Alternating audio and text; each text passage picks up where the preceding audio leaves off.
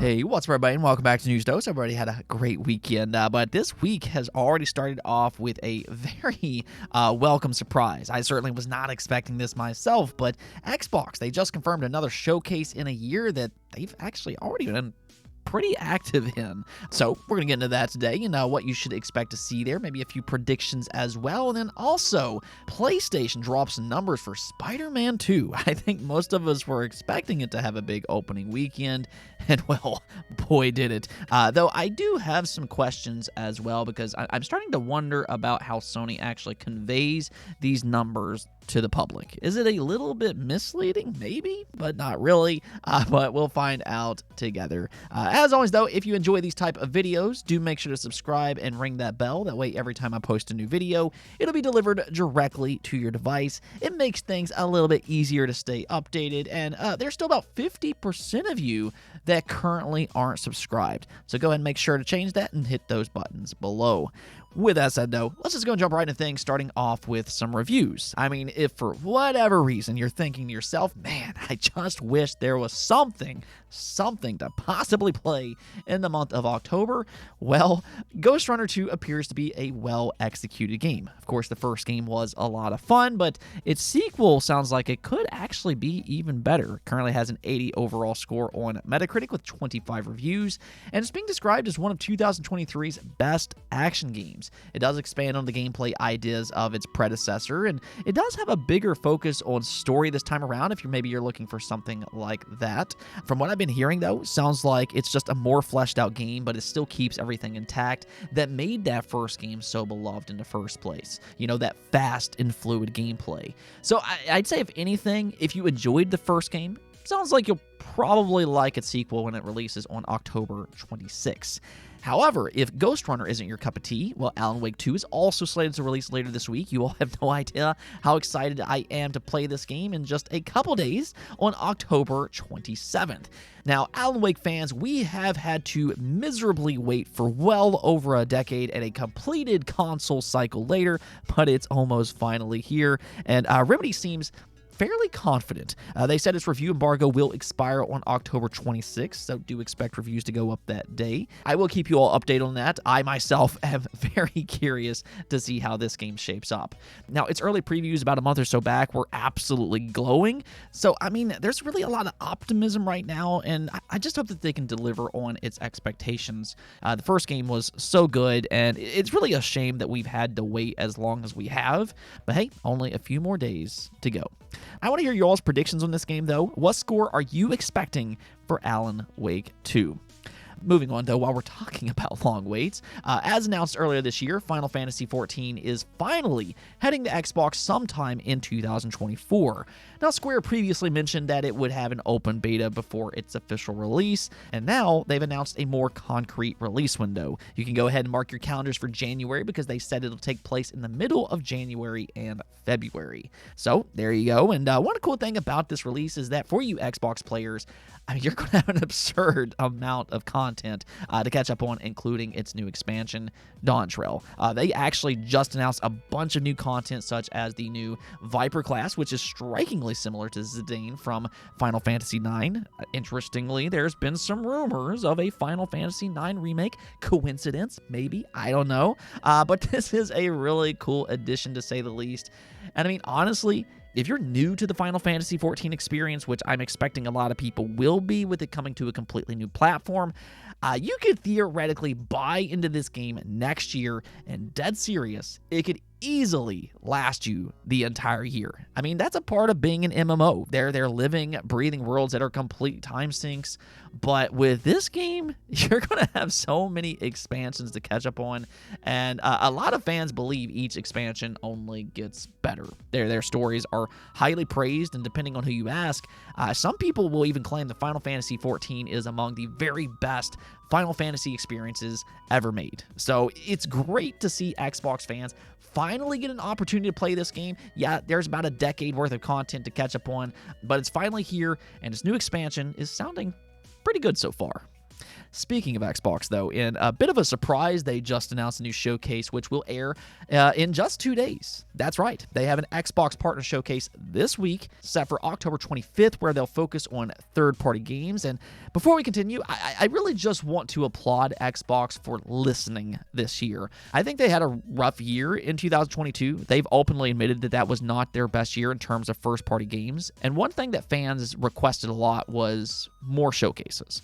I mean, maybe they weren't releasing a lot of games last year, but, we could have at least gotten some more updates. And, I mean, you look at somebody like PlayStation and Nintendo, and they have multiple digital showcases every single year, whereas Xbox, they've really just relied on that one singular big showcase in June. It really feels like the game industry in large part has, moved on from that format and are no longer overly relying on a strict June schedule. So there has been some requests for Xbox to change things up. They have the studios and content to make it happen now, and that seems to be what they're doing in 2023. I mean, if you look at this year, they had a developer direct in January. They then had their typical June showcase. They had a big presence at Gamescom. They showed up at TGS in a big way.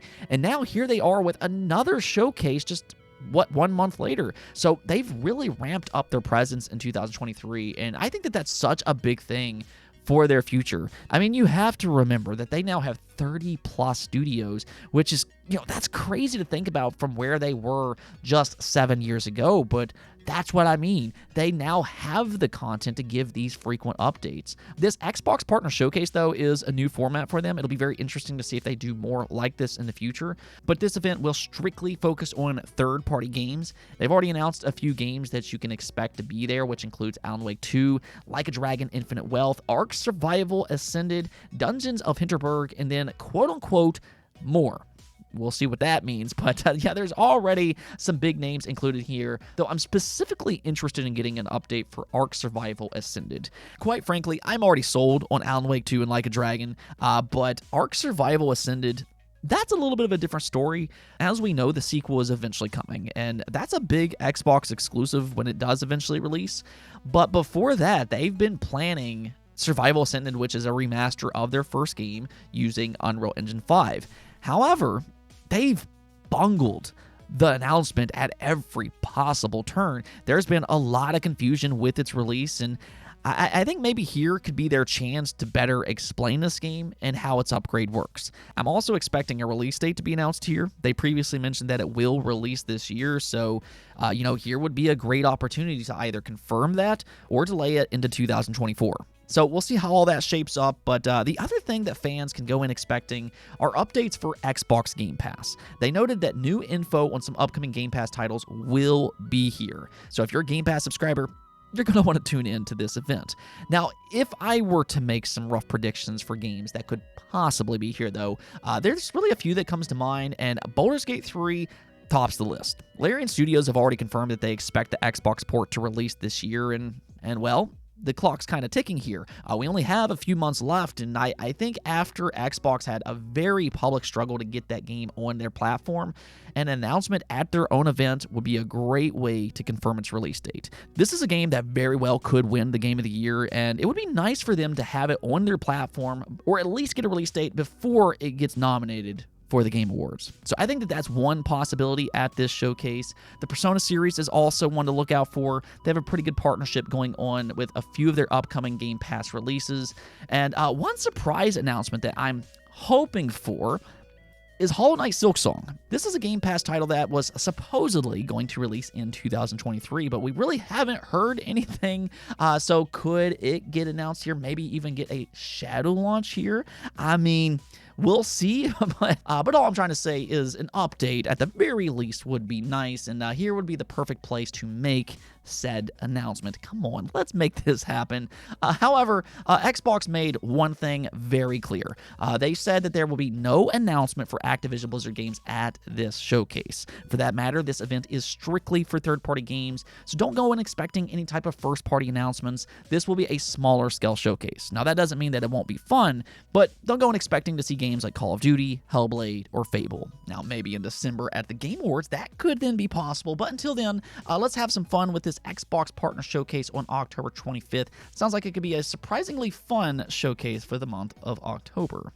Now, we also got an update for Spider-Man 2. I hope everybody's been enjoying that one over the weekend. But I think most of us were expecting a big launch, and, well, PlayStation, they just confirmed that. They announced that it sold through 2.5 million copies within just its first 24 hours alone. I mean, that is absolutely insane, especially with PlayStation's consistency doing things like this. More on that here in just a second. But a big part of this announcement is that they also noted that Spider-Man 2 is their fastest selling game ever.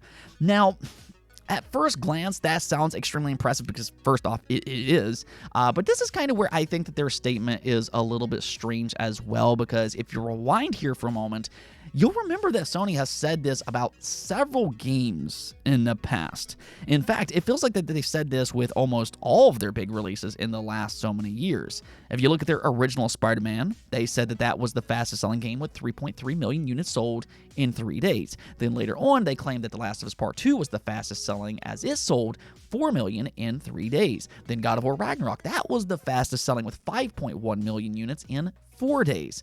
So they keep changing the time frame of what they consider the fastest. It was 3 days with a couple of their games, then it was 4 with God of War, and now 24 hours with Spider-Man 2.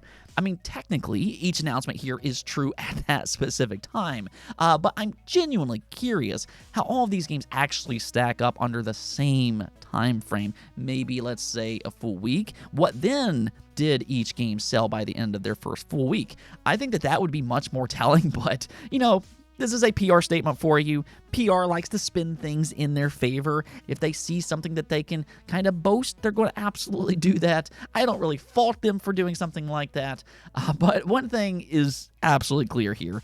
PlayStation has been killing it with their first-party titles. They have been nothing short of consistent with their big AAA single-player blockbusters. They've had massive success time and time again, and it truly is well-deserved. They have the reputation they have today because of these story-driven games, and fans clearly love them, as you can see with these, quite frankly, otherworldly numbers. Big congrats, though, to PlayStation, Insomniac, and also big congrats to the fans who get to enjoy these games. Just remember, Sony, this is why you should double down on these type of games and not necessarily live service. I'm okay with supporting live service, but they really need to continue to ramp up these single-player games because, I mean, they have been pushing some big numbers with these type of games. Let's go take a look at the poll of the day. They were asked you all, do minor bugs bother you in games that just launched? This has been a bit of a hot topic throughout this generation with certain games, and I think especially this year, we've been hearing it a lot with Starfield and now with Spider-Man 2. So I really wanted to hear your all's honest opinion on this, and as you can see here, the vast majority of you are not bothered by minor bugs. You're only bothered by it if they are game breaking. And I'm completely with you on this. I mean, if you go over on Twitter, you're going to have certain people nitpick games and kind of show these different bugs, especially when they're exclusives, all part of the console wars, I guess, whatever. But yeah, minor bugs has never been something that really bothers me. Sometimes they're honestly just kind of amusing and then you just move on. Now, if it's just constant minor bugs, maybe then it might bother me a little bit more. But for the most part, I've not really had a lot of experiences like that. Cyberpunk a few years ago, I know a lot of people had some issues with that game, but I really only had 1 or 2 bugs that I ran into with that game, and I really enjoyed that game. At the time, I thought it was a great game, and I stood by that because outside of the bugs, yeah, it was a good game. Then Starfield, I know some people really nitpicked that game a lot. The discourse for that game was insane.